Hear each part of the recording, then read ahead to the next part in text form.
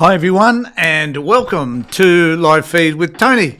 I have had so many people already contact me and there's a stack of people on my comment list, and I really do appreciate it because this is your show. This is an opportunity for you to talk about the things with me that matter and to talk amongst yourselves about those things that matter to you as well.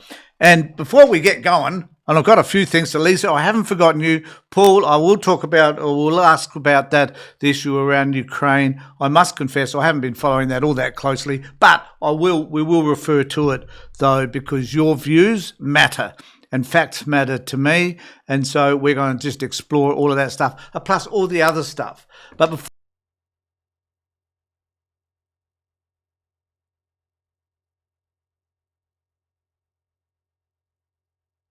ask you to do that is the algorithm, for bizarre reasons, takes note of the number of subscriptions that you've got and sends out the videos accordingly, and it's really important to me. And remember, I'm just an old fart who's retired, but doing this because I enjoy having the conversations with you. And I do need to say though that getting involved in this stuff is challenging. I was just reflecting on it just then. It takes me, believe it or not, it may not seem this way, but it takes me all day basically to set up and to think about what it is that we're going to talk about today. And I was thinking how nervous I get before each conversation that I have, whether it be with you on a Tuesday or Avery on a Thursday. It is it's an interesting moment for me. And I was reflecting back on when I ran groups, and I ran thousands of groups over the years. And I think before every group that I ran, I would always feel nervous. And I was also thinking of Laurence Olivier, who used to throw up before each performance. And I'm thinking, well, maybe being nervous and anxious about this is not such a bad thing. And so here I am, being nervous, being anxious, talking to you, wondering what it is we're going to talk about. And I really want to thank Lisa and Paul for at least getting on board and acknowledging some of these things that we want to talk about. And also, I just need to say that remember on Thursday afternoon, I'm doing a live feed with Avery. But next week, my wife and I are going away, so there won't be any live feeds, I don't think. I will take some equipment with me, but there won't be as much. There won't be any live feeds next week, I can assure you. So get in today, but we will be resuming the week after that.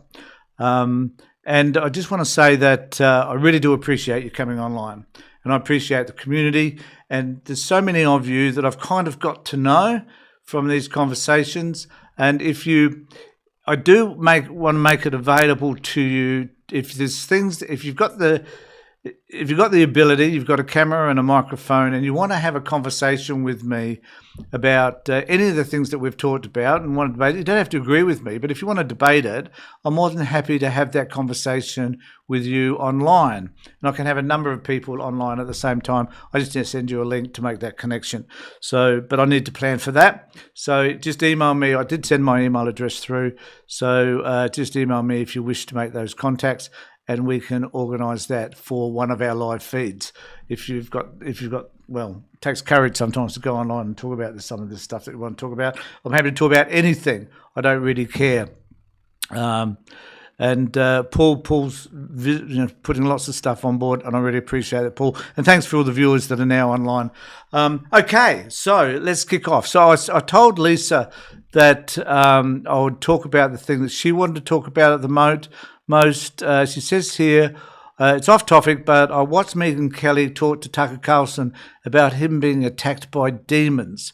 I just can't believe the unhinged craziness. What do we do? Well, actually, thanks for raising that. I guess I have an overarching view of people like Tucker Carlson and Megyn Kelly. And I think that they have, this is kind of like I don't know, it's kind of like a religious trope perhaps, but they have bought into the dark side. So one wonders whether, or maybe that's just a Star Warian type reference, but I think a lot of people, and this isn't just the right, this is the left as well. I saw some horrific things that were text recently, and some horrible posts reflecting on a left-wing podcaster whose name I can't remember, but he's got 1 million subscribers. He's doing a wee bit better than I am. But he said some terrible inflammatory things about Kirk's wife and other things, and I find that horrific. I don't care which side of politics it's on. But in terms of Megyn Kelly and Tucker, they've bought into the dark side of politics a long, long time ago. I personally don't want to buy into that. I don't think there's any value in that, but it does get clicks, it does get people upset, and it earns them, quite frankly, it earns them a lot of money by name-calling each other and by describing each other in terms of, you've got a demon inside of you. And the religious connotation, I guess, is that anybody who disagrees with you or disagrees with the general belief, I guess, around right-wing politics as to whether Trump's doing the right thing or not, is casting their lot with the devil, and I must be one of them. So I think I'm happy to celebrate that particular notion that perhaps I am also casting my things with the devil. Now I don't know what Megyn Kelly was referring to in regards to Tucker. Maybe it was his interview with what's his name, Fuertes, the anti-Semitistic bloke, and maybe that's what it was about. And I certainly would agree with that. Just on that issue, I don't necessarily think that we should necessarily say to each other, well, just because you have a diametrically opposed view and you're a racist, that we shouldn't have a conversation about your racism.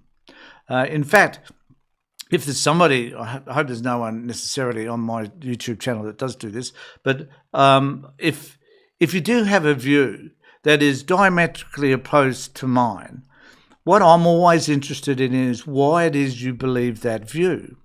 So a lot of people, and I know there are some people on my channel who have issues around mass migration. So, what is it? So one of the questions for me to ask is, where do those notions from mass migration come from? What informs you? What information do you gather? And from where do you gather that information that tells you that migration is a problem? Is it as simple as looking out your window and seeing there's lots of cars on the road and clearly they must be all driven by migrants? Is it that you can't buy a home and all the people that are looking for homes happen to be people that have newly migrated to Australia? Like what is the underlying belief system that you've got that causes you to believe whatever it is you believe? That's where I come from. And I think that's the sort of thing that we should be talking about. We shouldn't exclude people just because they're different to us or they have a different view to us. We should actually be including them inside the tent and having conversations with them as to why they believe that. And I know a lot of people, and it's not about persuading people to change their views. I've never, ever done that, even therapeutically. I'll explore what their views are, and maybe sometimes they'll come to a conclusion they could be doing things differently. But I never, ever have encouraged people to think the same that I do. That's not the point. So, bottom line, if you've got a conversation that you want to have and you want to have it with me, I have put my email address in the section there. And if you wish to do that in a couple of weeks' time or thereabouts, let me know and I'll organise a way by which you can connect and we can have that conversation. And we'll advertise it and promote it so that people get to know that this is the sort of thing that you're doing and you're sharing with me, and you can get your friends and everybody else involved. And if you want to have a lively discussion, we'll do it on a Thursday with Avery, who will certainly debate with you in a very enthusiastic way. You've got a diametrically opposed view to his own. So let me know what you want to do. So one of the things I'm going to kick off with today, Paul. Sorry, Paul. I won't ignore you by any stretch of the imagination. You're very part of these conversations. So Paul's talked about, where is it? Paul. So Paul's talking about Ukraine, and I must confess I haven't been following it, primarily because Ukraine has not been a dominant discussion at this moment. I'm not saying that it shouldn't be, because it should, but it hasn't necessarily been an overwhelming conversation in terms of the news media. Now, I think that is because there seems to be so many other things, and this world is so consumed with Trumpism that we lose sight. Like the Trump's at the moment got this dickhead from Syria is meeting up with him. He was, a few weeks ago he was a terrorist, banned from the US, banned from every other country, and suddenly because he's got some sort of control, not total control, but some sort of control in Syria, is now invited to the White House, and Trump's saying what a great guy he is. It's confusing. But that's the kind of media we're in right at the moment. And Paul, people have forgotten about what's happening in Ukraine. I did notice the other day that 6 people died after a bomb of Kyiv. I know that the Russians are pouring more and more people into Ukraine. Where in the hell they're getting them from, I'll never know. Maybe they're coming out of some of these maybe these children have grown up that they stole and they're now fighting for Russia. I mean, who knows? How Ukraine have been able to manage this war and this conflict with Russia over this extended period of time is beyond me, given how powerful and influential Russia is. And whether or not the United States is still funding them and whether NATO now takes over and starts to fund them, I guess, is another key issue. I do not know. But the fact is that at some point this war has to come to an end. And the question, and Paul, maybe you'll be able to answer this, the question for me is whether as long as the United States do not stand up against Russia, whether this war will ever end as it should, or whether Ukrainians will get so tired of this battle that they themselves will give up. I'm not sure.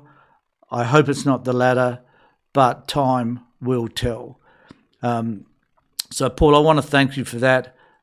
He's talking about just the complete destruction of Pokros and other cities at the moment. So thanks, Paul, for that. 1,200 more Ukraine soldiers dead today. Unbelievable. And we also must not forget the number of people that have died in Ukraine, civilians also, that have died as a result of this conflict. And, when you look at the number of cities that have been destroyed by Russia, I don't know what the end figure has been. But, it's also, the other thing too is that we've forgotten, it seems to me, also what's happening in Gaza. That this war in Gaza has not ended, that the IDF are still killing innocent Palestinians, and there is an internal battle for space and occupation by forces, not only Hamas, but other people, other organisations as well. It's horrible.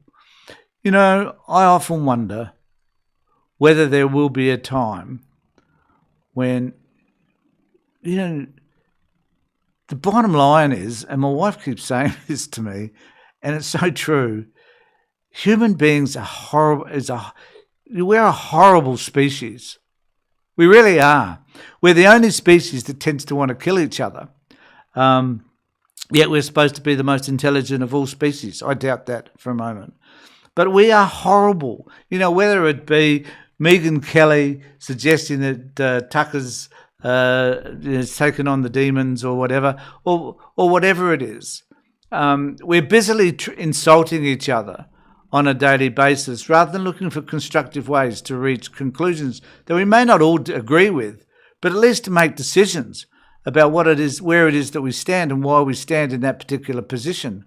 I can never understand why anybody would disagree with social justice and fairness, equity. Why people wouldn't see that if someone's disadvantaged, then we could, if we're better off than they are, why isn't it we would help them to improve their lives? Why is it that rich countries like the United States are prepared to have people starve as a result of not having access to the SNAP program, for example? Why is it that we do things to other people, to people that are in our own communities, when we can do something for them? It's like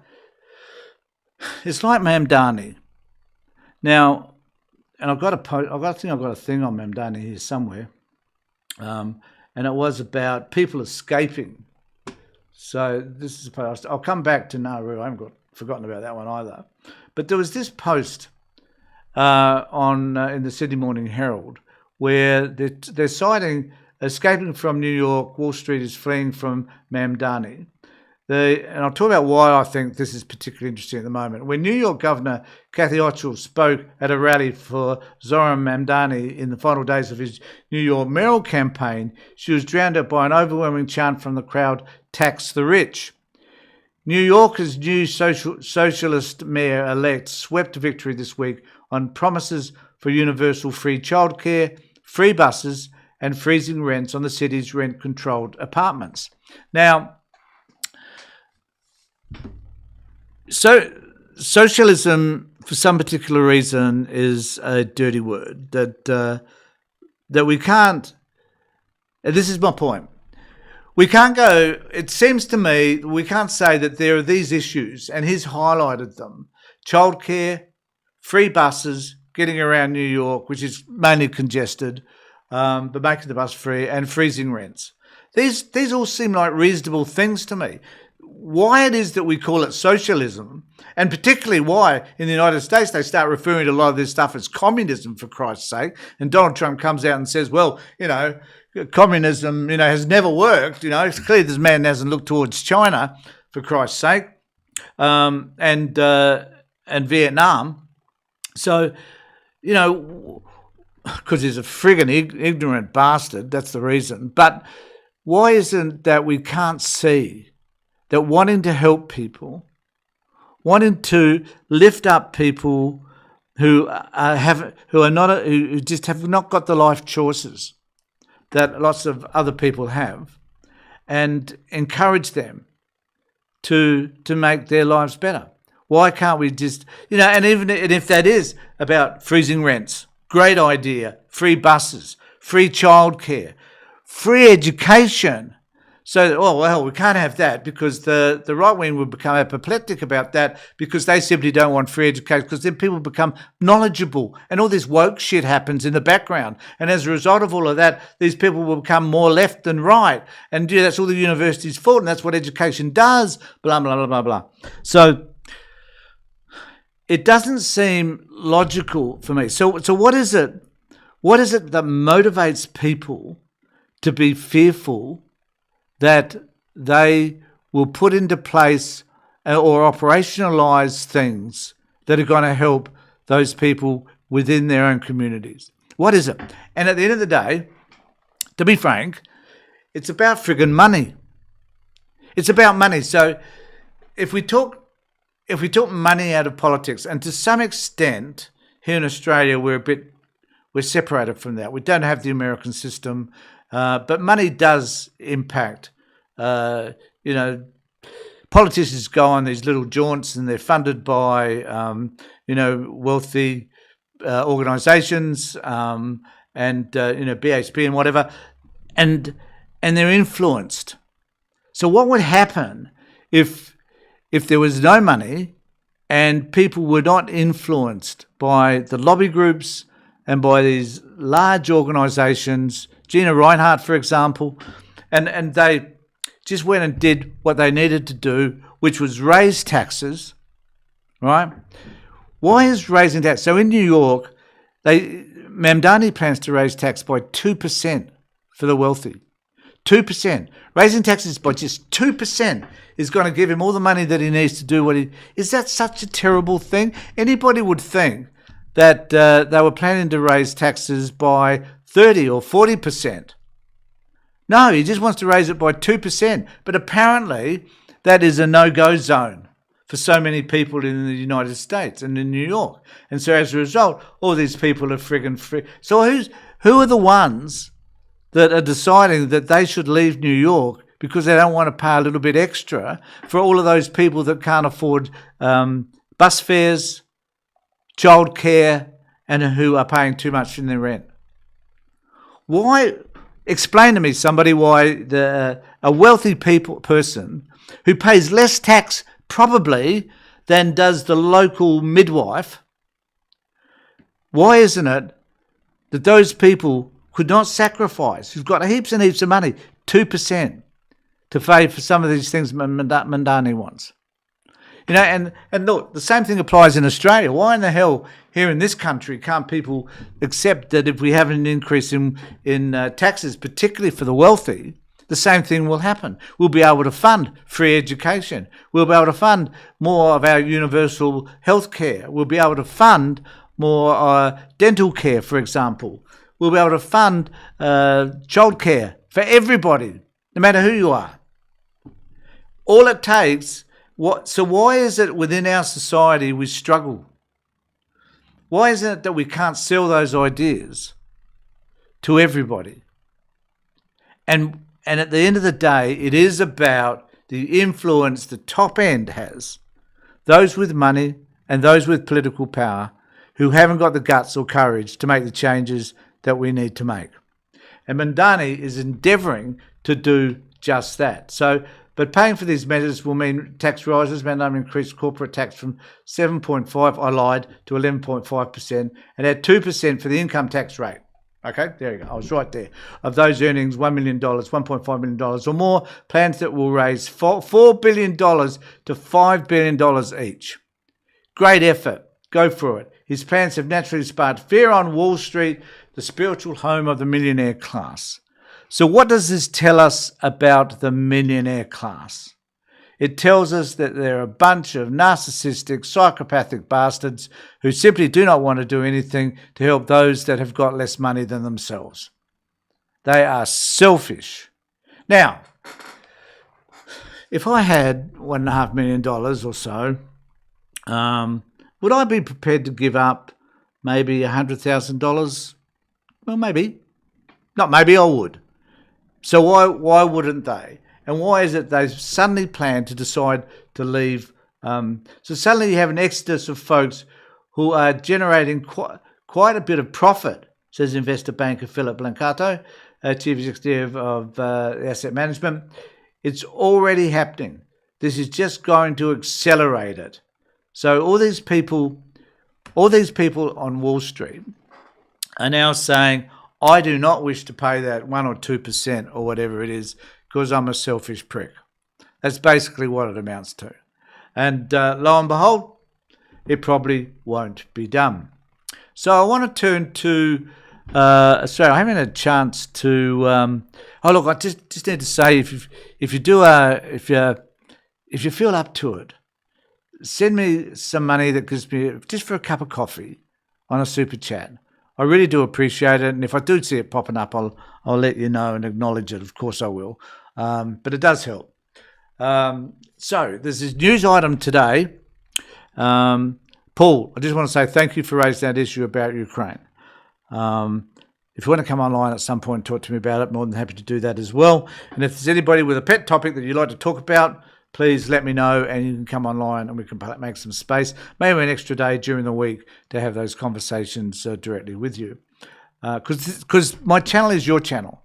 It's an opportunity for everybody here to have that conversation. So, but 60 Minutes, Channel 9, 60 Minutes with Nick, what's his name, did a fabulous 60 Minutes this week on Nauru. And Australia sending asylum seekers or asylum not seekers, depending on which part of the government you want to listen to Nauru. And it is horrible. It is a rort. It is a big deal. So in this particular post, which was recorded on the Sydney Morning Herald, it's in fact allegations of rorting, graft and bikie gangs infiltrating critical border security operations are set to be referred to the National Anti-Corruption Watchdog as more disturbing evidence emerges of Australia's secretive offshore detention regime in Nauru. And it is bad news because it turns out that the people running this centre, the government's paying Nauru millions of dollars. We wind up being billions of dollars. Nauru is one of the poorest countries in the world. We need to acknowledge that. They need some help, maybe. Maybe we're the ones that are planning to help them, but we shouldn't be helping them in this particular way because it's corrupt. Because it's the Finks bikie gangs are the ones who are providing the services to look after Nauru. So the masthead in 60 Minutes revealed over the weekend that the Finks bikie gang have won a key taxpayer-funded contract to provide security on Nauru to former immigration detainees slated to be deported from Australia. On Monday, it was revealed that a high-ranked Home Affairs Department official had put his job on the line to allege that Australian taxpayers had paid millions of dollars for non-existent or unnecessary asylum seeker services to prop up Australia's offshore detention regime. Now, does this mean that ASIO failed? I'm trying to work out what this means. So does it mean ASIO failed to do security checks on these dudes? Because the guy running it is head of the Finks internationally, I think. He's listed as the main CEO, whatever, of the organisation that's providing these services. He has a criminal record. He would have a file as large as you could imagine, I would think, on his criminal activity. Yet he has been given, his organisation has been given millions of dollars to run this centre. So could we not find in Australia a legitimate organisation who is prepared to pay whatever it was needed to pay? And I know that the people that go to these places get very well paid. Is it possible that the government could not find an organisation that would be able to do that? Was there a tender process? Did this particular organisation run by the Finks, did they enter into that tender process and provide the best possible tender? And surely their history and who they are would have been enough to have ruled them out. But oh no, our government. Now the disappointing thing about that is that Tony Burke, who's the minister, I think Tony does a great job. Genuine, decent human being. So what does it say? Well, a number of things. What does it say about the Labor government that they would allow this to happen? What does it say about Tony Burke, someone I like and admire, has also allowed this to happen? What does it say about our ability to be able to put checks and balances in place whereby corruption does not exist within our government? Now, I believe at this point the NACC has been called in, but I can tell you right now, the NACC is a freaking tigerless piece of crap, toothless piece of crap, who hasn't done anything substantive about any of these particular issues in the past. I don't know if anybody's ever been prosecuted through the NACC, but as corruption goes, this process is corrupt. So surely somebody has to be held accountable. And there has been a guy from the department who has risked his own employment as a whistleblower to talk about all of this. So watch 60 Minutes. It's worth watching. You can watch it on YouTube, incidentally. Just carrying on from this, it says, on Monday it was revealed the high-ranked Home Affairs Department official had put his job on the line, blah, blah, blah. We know that. Greens immigration spokesman David Shoebridge said, when you have a system as rotten as offshore detention, it's no surprise that bikies are the only ones willing to work there. A morally corrupt system will attract actual corruption. And Mr. Shoebridge, I agree with you. The government views Nauru as a colony, a place they could do all their dirty deals in human rights abuse without oversight and without care for who lives there. For decades, the Liberal and Labor governments have encouraged corruption and abuse in offshore detention by denying scrutiny with extreme security measures. And we know that. We know that from the days that the babies were thrown overboard, according to Mr. Howard. We know that corruption sits within this system, and we allow it to continue time and time again.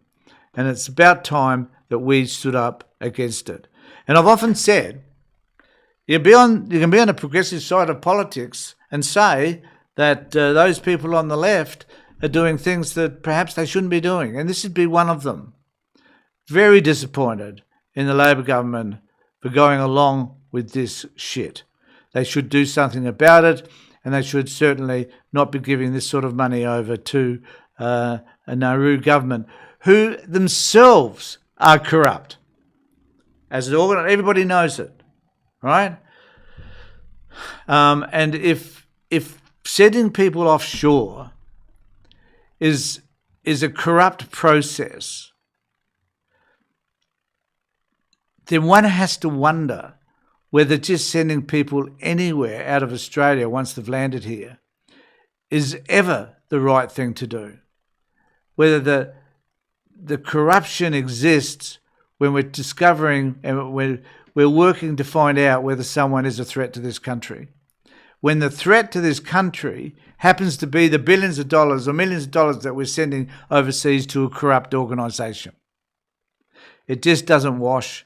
It's wrong, and we need to do something about it. Right, so I haven't had a chance to follow through on the questions. So PWR says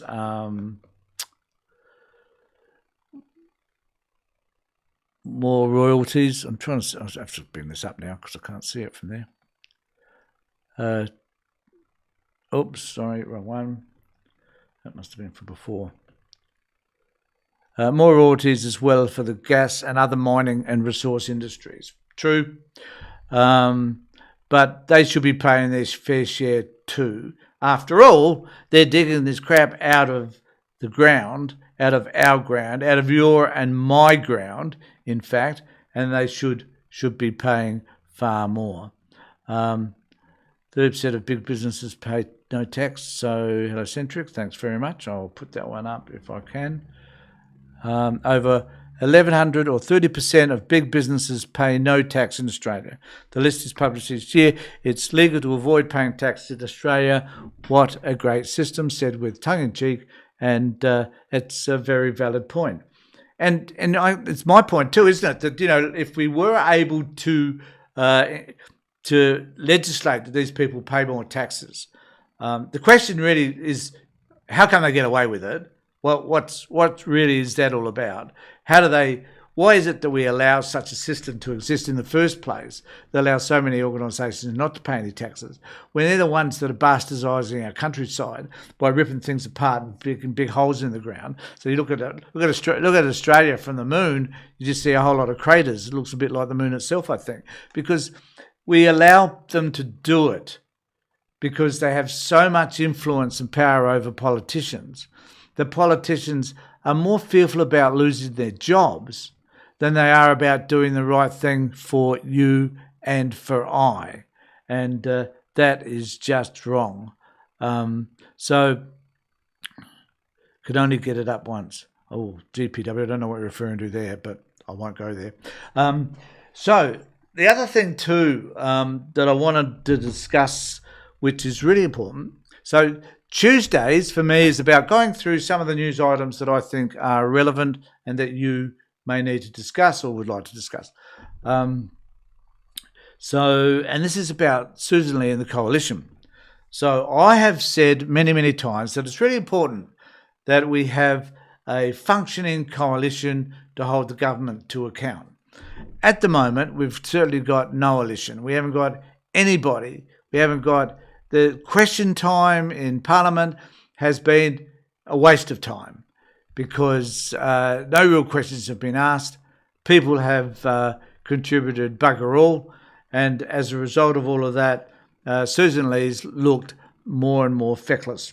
So in this particular, so it says here, so this is about taking a position on net zero, and they didn't realise how pissed off we would be. Sussan Ley risks losing MPs regardless of where net zero debate lands. So the question becomes, what does net zero mean? And this is what I've been wrestling with. At the moment, for me, net zero is just two words. Where we're not going to, does it mean, and Peter Crellin did mention something the other day that I agreed with, and that is I believe that the words net zero aren't even mentioned in the Paris Accord. So why do we have this discussion around net zero? Well, the discussion really isn't about net zero. The discussion is whether or not renewables are going to cost us too much and are, at the end of the day, likely to ever reduce our energy bills. Now, my argument is that the government has done their work, that they believe. You can argue whether it's right or wrong, fine. But they believe that renewables in a country like Australia, plenty of wind, plenty of sunshine, plenty of bushfires, plenty of floods, all that stuff, that somewhere along the line, renewables will pay off and it will be beneficial. And here in South Australia, 80-90% of our fuel is renewable. It is. More and more people are putting up things on our roofs, solar panels on our roofs. They're putting in batteries. They're doing all that they can. We're one of them. So, but you've got to afford to be able to do that. But on the other hand, the problem and the selling point that I hear over and over again, which seems to be a problem, I reckon, is that the primary selling point from the coalition is that Australia offers only 1%. That the impact we will have on the rest of the world basically is negligible. And what that means is that we will therefore not contribute at all to the reduction. However, it is also interesting to note that the world has reduced significantly the reduction in, I don't know whether I've got this, I do, that we have contributed significantly, or the world has, since coming to this agreement. And the agreement really is about the world committing to reducing fossil fuels and fuels that contribute. So the efforts that we go into stuffing up our climate and sending gases in the air, that has to reduce. And we have been able to do so. And one of the reasons why we have been able to do that is the advent of electric vehicles and so on. And so there's this article which I thought talked about this. I think this also has some graphs in it. It does. So it says here, COP30 kicks off 10 years from the Paris Agreement. Where is the world at? So where are we at right now? So 10 years ago, shortly after Malcolm Turnbull toppled Tony Abbott to become Prime Minister, and just weeks after the deadly Paris terror attacks, something momentous happened. Scientists, diplomats, and world leaders converged on the northern suburb of Abuja as the city and country still mourned to hash out a plan to save the planet. It was dubbed simply the Paris Agreement, signed by 195 countries, which is probably all of us, and was the first truly global agreement to avert the catastrophic warming of the planet caused by the burning of fossil fuels.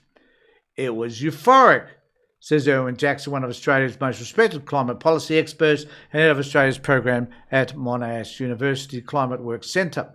For the first time, all countries across the world had come together to agree on a new path forward on climate action for the world. And critically, it wasn't just governments. It was business. It was investors. It was unions and civil society all getting behind it. Okay, and this brings us to the point is, like, where's the government? Where's the opposition then? Because they're not behind it. So if they're not behind it, what are they for? Does this mean basically then that they are climate deniers? Is this what this is really all about? Forget about net zero. Is this about the opposition having an argument about whether they believe in climate change or not? And in a nutshell, I think they should make a choice. They say, okay, we no longer believe in climate change. End of story. These are the reasons why we believe in climate change. So they could go off and they could cite the 3 or 4% of scientists who think that climate change is a hoax. Forget about the 90% or so that actually think it's a thing that's happening. So they could do that, and they could mount an argument to say that primarily, which is the key argument, 1%, we only impact the climate to the tune of 1%, And therefore, us doing anything is a waste of time. And of course, as a result of that, we could just build more coal power stations, improve our gas output, make sure we're not sending as much gas overseas. We could be doing all of those wonderful things and nuclear and so on. We could be doing all of those wonderful things that would eventually, in 10, 15 or 20 years' time, reduce the cost of energy.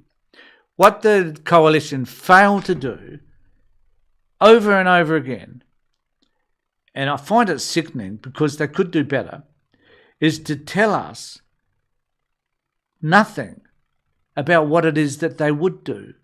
We know nuclear failed. The idea around nuclear and Peter Dutton's fantasy didn't wash with the public. So that's not going to work.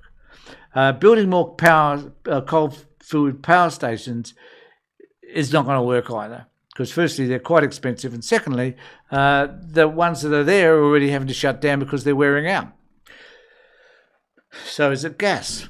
Is it thermal? Is it some form of other usage that we could have that they're not telling us about, apart from nuclear? Or are they going to buy into the renewable stuff and just accept? So what would happen? This is what amazes me. What would happen if the Liberal Party sat back and simply said, we agree with the Labor Party. We are now going to set our targets on renewables. Now, we want to do it differently, whatever that might mean. We want more wind power stations as opposed to solar panels, maybe. I don't know. We want to look at waves and developing the tidal stuff. There might be other ways by which they could do it, which isn't impacting so much the land that they so dearly cherish. But anyway, whatever that looks like, they could be doing something different, but they're not. But they would, by doing what they're doing, and even suggesting the other day that climate change does not wash with the young people in this country, the Gen Zs, who are really focused on what the future means to them. And are watching someone like the coalition, these old farts in Parliament, telling them how their lives are going to be in 10 or 15 or 20 years, and those old farts won't be there. So young people are the ones that are concerned about this and are the ones that they should argue for climate change measures, renewables and whatever. And in fact, they do, because they will not vote for the coalition as long as they're doing and saying the crap that they're saying. It says here, we had 3 scenarios for what Paris could look like, and we had one called Viva la Paris, and that's the one we got. That was really a result of a very large countries like the United States coming together with the most vulnerable countries, like those in the Pacific, to forge an agreement across those countries who wanted to actually solve the climate crisis and forced recalcitrant countries basically into line. And it was Barack Obama was driving a force in reaching such an ambitious plan, calling it the best chance we have to save the one planet we've got. It remains Obama's proudest achievement, despite his successor Donald Trump pulling out of the agreement twice. And that is because Donald Trump's a dickhead. But we do not talk about that any further. We know that he is, so be it. As it has succeeded in one crucial respect, it changed. Now this is what we need to acknowledge. It changed the trajectory of global warming. In 2015, the world was on track for up to 4 degrees Celsius of warming by 2100. Now, this is probably going to surprise many of you, but my guess is I won't be alive then. But I could tell you that my children's grandchildren will be. And there's this egocentric moment, I guess, where we think, okay, we need to focus on what's happening for us now. Well, the weather's fine outside. it's a bit cold for November here in Adelaide, but things are going along nicely. My health is okay. My family's okay. Whatever.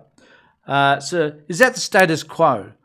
Why isn't it that we can't project ourselves far enough ahead in times when we're not here to say, I don't want for the future generations the world to crumble, to burn, to be destroyed, when we could have done something about it?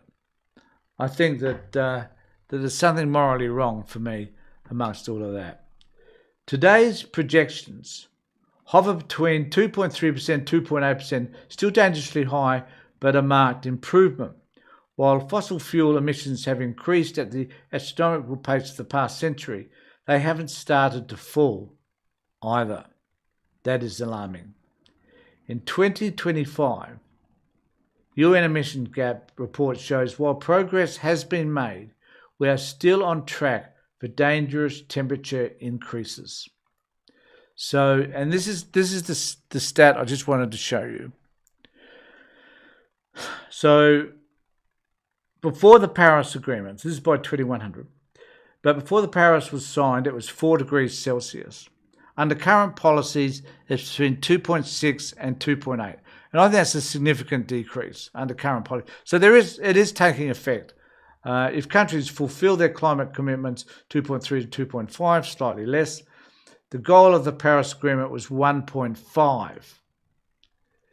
The average goal is to hold the increase in the global average temperature to well below 2 degrees Celsius above pre-industrial levels and pursue efforts to limit it to 1.5 degrees Celsius. But the goal for 1.5 degrees is likely to be breached in the next decade, according to the latest UN emissions. So, the reality, this is within the next decade. So I guess the point is that if we do nothing now, it won't be just the next decade. It'll be earlier. And even though we only have 1%, at least we're doing something as opposed to doing nothing. And as someone said recently, Australia, through its efforts to develop renewables, we could actually find that we develop a way of doing things that is innovative, that the rest of the world may be able to adopt. They're things that we could do and perhaps should do. But are we doing that? No, we're not. So that's so I don't know what I haven't been following through. I hope you've been having a discussion around all of this. So someone says China's CO2s. Thanks, Ash. China's CO2s. I'll just bring that up. China's CO2 emissions have been falling for the past 18 months and has managed to hit its target of peak CO2 emissions well ahead of the scheduled analysis finds scenario. Thanks for that. And this is what I love. This is what I love about our group. There's some... you guys present us with the facts. You tell us what actually is happening. Many of you have access to far more information than I do. I'm just here to facilitate that conversation.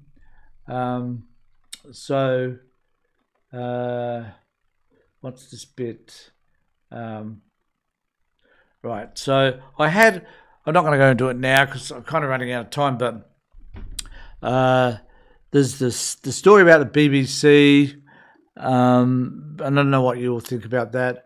Being sued because they edited a part of Trump's stump speech when he was suggesting that people should go and kill Mike Pence, and what all that means for the BBC. It's complicated, and quite frankly, I don't give a shit. I don't.